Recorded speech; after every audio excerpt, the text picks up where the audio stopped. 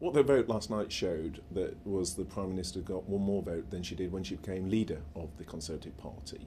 So the question of leadership has been settled. But what also came out of the vote is the concern colleagues have on the specific issue of the backstop.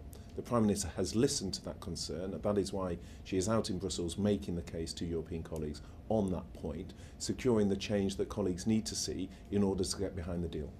What's come through this morning in the comments of many members of the ERG is that they do recognise that the issue of the leadership has settled. Not all members, but many of them do.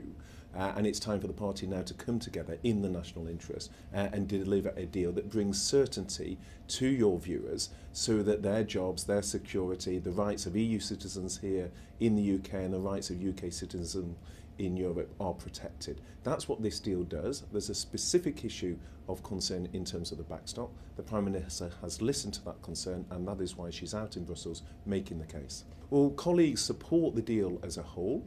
It's clear that the certainty the deal brings, as opposed to the risk of either not delivering on the biggest vote in our history in the referendum, or the uncertainty of no deal, are such compared to this deal which brings certainty. Now, there is a specific issue on the backstop. That is what the Prime Minister has addressed. She's seeking legal and political assurances from EU colleagues. EU colleagues themselves want to see a deal. It's the only deal on the table after 2 years of negotiation, and the alternative deals put forward would also require a backstop. So it's right that we address this concern, but we need to recognise that this is the only deal on offer, and other deals being floated would also require a backstop.